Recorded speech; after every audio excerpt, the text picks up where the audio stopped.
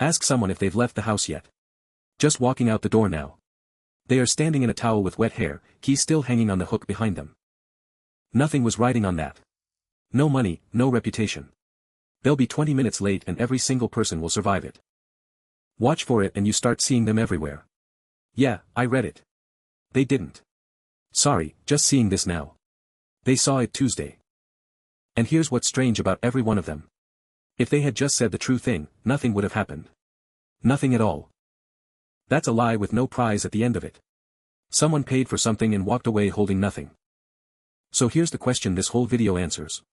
Why do people lie about things where the truth would have cost them nothing? And before you file it under dishonesty, or a flaw in their character, it's neither. It's something far more ordinary than that. Here's the thing almost everyone gets wrong about small lies. They're not about the fact at all. They're about the next 60 seconds. Say the true thing, I haven't left yet, and listen to what arrives next. Why not? What happened? Are you okay? The truth has a tail. It drags a whole conversation behind it. Explanations, a small apology, somebody's disappointment to manage. Just leaving now has no tail. 4 words and the conversation is over. Everyone goes back to their evening. So the lie wasn't chosen for being false. It was chosen for being short. The truth is a door that opens onto more rooms. The lie is a wall. And a wall is faster. Which changes the question you should be asking. Not what are they hiding. It's what conversation are they skipping. Most small lies aren't covering a crime. They're skipping a chore. But skipping is only half of it. Because a small lie isn't only running away from something. It's protecting something. And it's smaller than you'd think. Every small lie protects a picture. Not your reputation, nothing that big. The version of you living inside one person's head, for about the next hour. Yeah, I know that band. I've read that one. No, I'm on top of it. Nobody is ever going to check. That was never the point. Each one is a small patch on a self-portrait. And the picture being patched is always the same picture. I am someone who has it together. Which tells you something uncomfortable. People don't lie about what they are. They lie about what they're afraid they aren't. So the small lies are never random. Map them and they cluster. One person lies about money. One lies about how much they've read. One lies about how busy they are. Never about all of it, always about the same few things. That cluster isn't a habit. It's an address. Each pin marks a place where they don't feel like enough. You can learn more about a person from the lies that gain them nothing than from anything they ever tell you on purpose. But knowing what the lie protects still doesn't explain the speed. And the speed is the strangest part of all of it. Ask someone why they lied about something that's small, and watch their face. They genuinely don't know. It's not that they're hiding the reason. There wasn't a reason. There was never a moment where they decided. The lie was already out of their mouth. It left before the thought did. That's not strategy. That's a reflex. And reflexes get built early. Picture a kid, 6 years old, standing in front of a broken thing. And there's a question coming. Did you do this? And the true answer costs. Shouting, maybe. A parent's face going hard.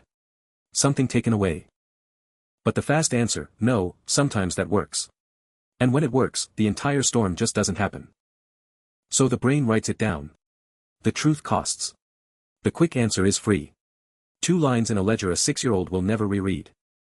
25 years later a stranger asks a harmless question, and the reflex fires anyway. Nothing at stake. The muscle doesn't care.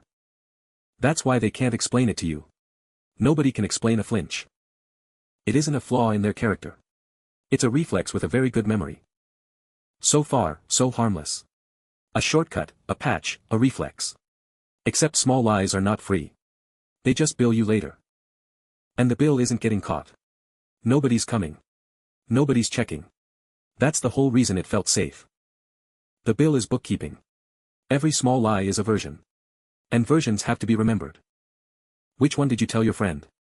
Which one did you give your sister? A lie you never even wanted has to be maintained forever. So a person who lies about nothing slowly becomes a person who has to keep track of everything. They become an editor of their own life. Not a liar. An editor. Continuity, mostly. And here's the exhausting part. All that upkeep, forever, for a conversation that would have lasted 9 seconds. But the real cost isn't the work. It's what all that editing quietly does to the room you're standing in. Because a life with small lies threaded through it stops being quite solid. You're always standing slightly beside where you said you were.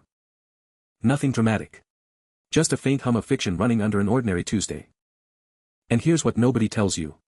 The other person does notice. Not the lie. Something else. They can't catch it, there's nothing to catch. They just come away with a feeling they can't name. That you weren't entirely in the room. Trust doesn't break over big lies. Most people never tell one. Trust thins. One 5-minute lie, then another, then 100. Nobody leaves over it. They just quietly stop asking. The questions get shallower. The check-ins get shorter. And neither of you can point at the day it changed. That's the price. Not being caught. Being slowly filed under nice, but I don't really know them. But that's not even the weird part. Here's what the person who lies about small things never says out loud. They hear themselves do it. There's a half-second afterward, a small wince, somewhere inside, watching a lie walk out of your mouth for absolutely no reason. And then comes the moment that decides everything. They could fix it. One sentence. Actually, sorry, I haven't left yet. But they don't. And the reason why is the whole trap. Because taking back a small lie is a much bigger confession than the lie was ever worth. I lied about something that didn't matter is a far stranger sentence than the lie was. So the truth is now more expensive than it was 1 second ago. And it keeps getting more expensive every second after that. That's the machine. The lie was cheap. The retraction never is. So it just stands there, forever, over nothing. Which is the moment to turn this whole thing around. Toward you. Because before you file all of this under someone else, count today. Just today. Fine. On my way. Yeah, I saw it. Sounds good. No, it's nothing. You lied today. Probably 3 times. Nothing was at stake in any of them. And you didn't plan a single one. Now do the part that stings. Notice they weren't spread evenly. They gathered. The same few subjects, every time. How much you're working. How okay you are. How much you already knew. Whatever your corner is, you knew it before I finished the sentence. So the person who lies about small things isn't a liar hiding something from you.